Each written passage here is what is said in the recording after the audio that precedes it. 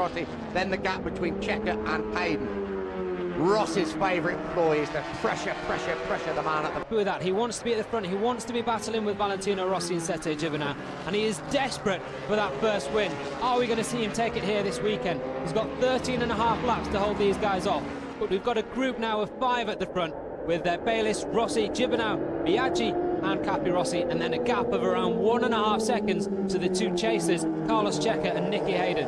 I'm just going from one Australian on the track to one Australian here in pit lane. Mick doing? Yeah, running it wide again there, Rossi, and Bayliss able to take him, coming back out of that one.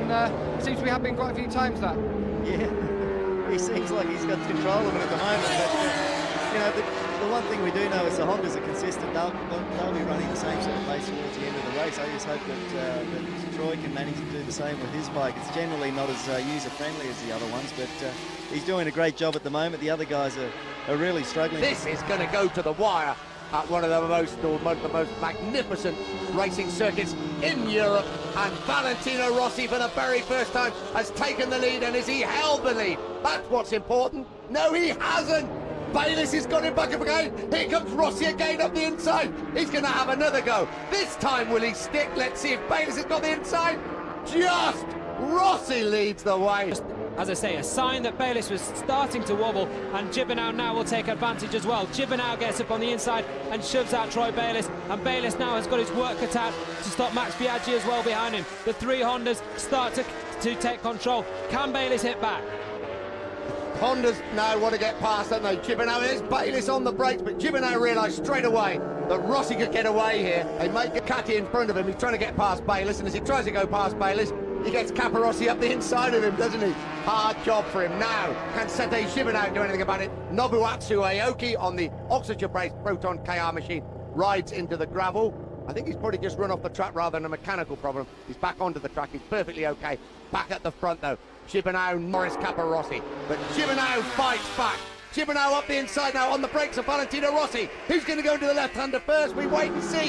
Sete Gibernau leads the way. Will he run it wide? Will Rossi get back in front? No, he won't. Sete Gibernau leads the race. Here comes Rossi. And Rossi has to sit up to avoid clipping the rear wheel of Sete Gibernau. Whoa! Troy Bayliss up on the inside of Rossi as well now, having a look. We're Carlos Checker there as well in 6th place. Checker has now cut down the gap to Capirossi and Biaggi to 1 second. He's taken half a second off those guys on that previous lap. A lap of 2 minutes, 0.852 seconds for Checker. 2:01, mid 2:01s for the guys in front of him. So Checker flying in 6th place and catching up with that group. And there's a problem for Max Biaggi. Max Biaggi has disappeared from the back of that group. He's been overtaken by Carlos Checker. In the wildest dreams of the Italian manufacturer in their first season in Grand Prix racing. We enter the second half of the season, and this is Rossi getting it sideways. He tried to attack Biaggi as they entered the corner. He just couldn't keep his line on the exit, and Gibernau regained the advantage. Going to come back again. Here he comes again, up the inside again on the brakes. Not quite close enough. Gibernau just holds the advantage. Rossi is riding very race here at Bruno. Fausto Grassini can hardly watch. The former 250 world champion, team manager to Sete Gibernau, and it's his 10th on pit wall as it is on the track. Keep an eye now on Troy Bayliss. He's got his breath back after leading the race and then getting whisked back by those Hondas. Rossi on the outside of Gibernau. Bayliss stalking Rossi in 3rd place. Bayliss now up on the inside. Will he make an attack? It's Rossi though up on the inside of Gibernau. He runs it wide again. Can Bayliss get through? Wide? No, he won't. Gibernau, is he back in front? They're absolutely side by side. Flat out through the right and the left kick. Who's going to be the bravest on the brakes? Down the hill, 180 miles an hour. On the brakes now. Absolutely 4 of them side by side.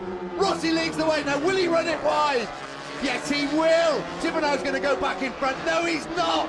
Rossi leads. Gibernau second. I think it's Capirossi that may have come up into 3rd place. And Bayliss 4th. No, we all agree. One of the greatest races.